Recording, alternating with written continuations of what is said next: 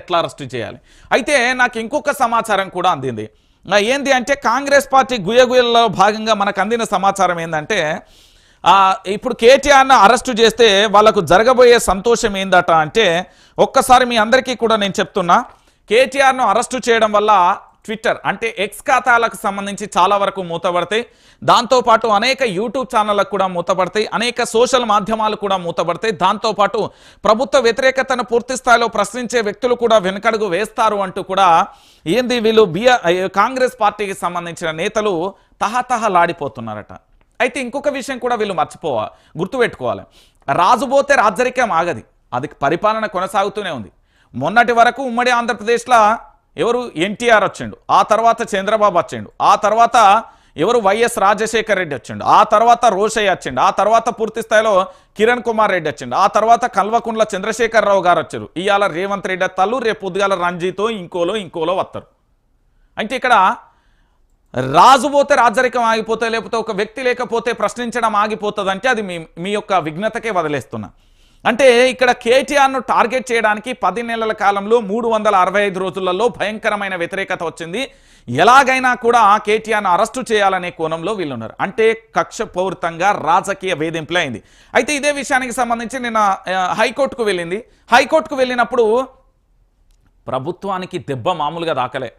నేనేం చెప్తున్నానంటే 2024లో ఎట్టి పరిస్థితులలో కేటీఆర్ను అరెస్టు చేయాలి, 2025 కొత్త సంవత్సరంలో ఖచ్చితంగా కూడా జైల్లో ఉంచాలనేది వాళ్ళ ప్లాన్ అండి. కవితకి ఏ విధంగా ఇబ్బందులు పెట్టిలో ఎమ్మెల్సీ కవితను, కేటీఆర్ను కూడా అనేక రకాలుగా ఇబ్బందులు పెట్టాలనేది వీళ్ళ టాస్క్. ఒకసారి మనం చూద్దాం. ఏసీబీకి సంబంధించిన ఎఫ్ఐఆర్, ఇటు ఈడీ వచ్చేస్తున్న ఈడీ అంటూ ఎంట్రీ ఇచ్చింది. రేవంత్ బీజేపీ కుమ్మక్కని ఎలా క్లారిటీ వస్తుంది అంటే ఈడీ ఎప్పుడైతే ఎంటర్ అయిందో దర్యాప్తు సంస్థ, ఈ దర్యాప్తు సంస్థలు అనేది కేంద్ర ప్రభుత్వ ఆధీనంలో ఉంటుందని నేను చెప్పలేదు. గతంలో నారా చంద్రబాబు నాయుడు తన ట్విట్టర్ వేదికగా చెప్పిండు, బెంగాల్ ముఖ్యమంత్రిగా ఉన్న మమతా బెనర్జీ చెప్పింది, దాంతోపాటు ఎవరు అఖిలేష్ యాదవ్ చెప్పిండు, దాంతోపాటు ఏంది పినరన్ విజయ్కి కేరళకు సంబంధించిన ముఖ్యమంత్రి చెప్పిండు, ఇంకా చాలా మంది ఢిల్లీకి సంబంధించి ప్రధానంగా కూడా అరవింద్ కేజ్రీవాల్ గారు కూడా చెప్పిళ్ళు, దాంతోపాటు ఇటు వైఎస్ జగన్మోహన్ రెడ్డి కూడా చెప్పిన పరిస్థితి కనబడుతుంది. కేంద్ర దర్యాప్తు సంస్థలు కేంద్రం ఆధీనంలో ఉన్నాయని చెప్పడంలో ఒక క్లారిటీ ఇచ్చిన పరిస్థితి కనబడుతుంది. ఇక్కడ ఒకసారి చూడండి, రేవంత్ రెడ్డి బీజేపీ ఏ విధంగా కుమ్మక్కైందనేది నేను చెప్పిన. రాజస్థాన్కు వెళ్ళినప్పుడు జైపూర్లో ఆదానిని కలిసిల్లనేది మొదటి పాయింట్. ఆ తర్వాత భారతీయ జనతా పార్టీకి సంబంధించిన కిషన్ రెడ్డి ఆధ్వర్యంలో షాల్వా గప్పింది దేనికోసం అంటే ఇక్కడ రాష్ట్రాన్ని అభివృద్ధి కోసమో పెట్టుబడుల కోసమో ఇతరత్ర కాదు. నిజంగానే కూడా కిషన్ రెడ్డిని కలిసినప్పుడు కిషన్ రెడ్డిని ఏ పర్పస్లో కలిసిండు రేవంత్ రెడ్డి అనేది కూడా తెలంగాణ ప్రాంత బిడ్డలకు చెప్పాలి. ఎందుకు అంటే ఇదే రేవంత్ రెడ్డి ఇక్కడ హైడ్రా కూల్చివేతలప్పుడు ఇదే రేవంత్ రెడ్డి మరి కిషన్ రెడ్డికి సంబంధించి ఎందుకు గలవలే, నేను కూల్చివేస్తున్నా అని, లేకపోతే మూసీకి సంబంధించి ఎందుకు గలవలే అంటే కేవలం అరెస్టు విషయంలో ఇంత తహతహలాడే. ఎందుకంటే తెలంగాణ పరిపాలన రాజ్యం మన చేతిలో ఉండాలనేది వాళ్ళ పాలన. మీ చేతిలో నేను చెప్తున్నా కదా, స్నానం చేసేటప్పుడు ఊసిపోయే బొచ్చు కూడా ఉండనియ్య మీ చేతిలో. రాష్ట్ర ముఖ్యమంత్రిగా యార రంజిత్ రెడ్డి అనబడే నేనైనా అయితే కానీ మిమ్మల్ని అయితే ఉంచే పరిస్థితి అయితే లేదు. నేను చెప్తున్నా కదా, తెలంగాణ రాష్ట్ర ముఖ్యమంత్రిగా కాంగ్రెస్ ప్రభుత్వాన్ని తొక్కుతే పాతాళంలోకి మళ్ళా జీవితంలో ఈ తెలంగాణలో కనబడదు. ఈడ తెలంగాణలో జాతీయ పార్టీలు అవసరం లేదు, మాకు కావాల్సింది ప్రాంతీయ పార్టీలు. ప్రాంతీయ పార్టీలలో ప్రధానంగా ఇక్కడ బీఆర్ఎస్ పార్టీ ఉన్నది, ఇక ఇంకో ప్రాంతీయ పార్టీ ఉన్నది, అది రేవంత్ రెడ్డి గారు సంకనాకుతుంది, అది సెకండరీ, మనకు సంబంధం లేని విషయం.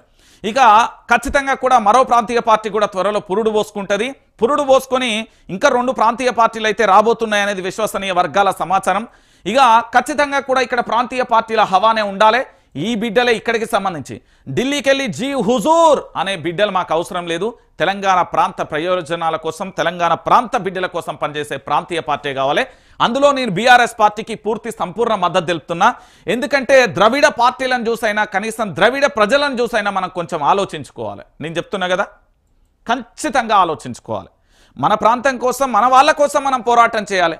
2 జాతీయ పార్టీలు ఢిల్లీకి పోతే రేవంత్ రెడ్డికి సోనియా అపాయింట్మెంట్ ఇయ్యేది, రాహుల్ ఇయ్యడు, ప్రియాంక గాంధీ ఇయ్యరు. ఏంది అంటే బిక్కుబిక్కుమంటూ తిరిగి వస్తాడు. మీ అందరికీ తెలిసిందే. ఇక బీజేపీకి సంబంధించి తెలంగాణ రాష్ట్రానికి బడ్జెట్లో ఏం ప్రవేశపెట్టి ఏం అభివృద్ధి చేసిలా అంటే కోడిగుడ్డు తప్ప ఏం లేని పరిస్థితి. మరి ఈరోజు తెలంగాణ ప్రాంత ప్రయోజనాల కోసం, తెలంగాణ ప్రాంత ప్రజల కోసం ఎవరు పనిచేస్తున్నారంటే బీఆర్ఎస్ పార్టీ.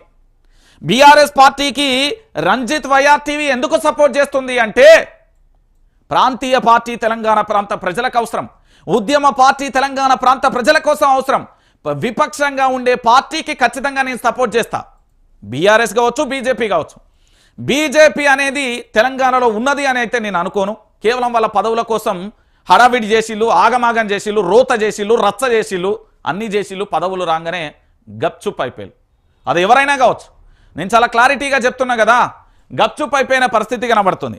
అంటే పదవులు వస్తే మేము ఏమైనా చేస్తాం, పదవులు వస్తే సైలెంట్గా ఉంటాం అనేది ప్రధానంగా కూడా బీజేపీ తెలంగాణ ప్రాంత బిడ్డలకు చెప్పకనే చెప్పింది. సైలెన్స్ ఈజ్ ఏ వైలెన్స్ అంటారు, కానీ ఇక్కడ సైలెన్స్ ఈజ్ ఏ ఏంది అంటే పదవి రాగానే మేము సైలెన్స్ అవుతాం అనేది భారతీయ జనతా పార్టీ నేతలు క్లారిటీ ఇచ్చారు. 10 మంది అసెంబ్లీ సభ్యులు ఉన్నారు, 8 మంది పార్లమెంట్ సభ్యులు ఉన్నారు, కానీ తెలంగాణ రాష్ట్ర ప్రజల కోసం పొడిచింది ఏమీ లేదు, మీకు గుర్తుపెట్టుకోవాలి.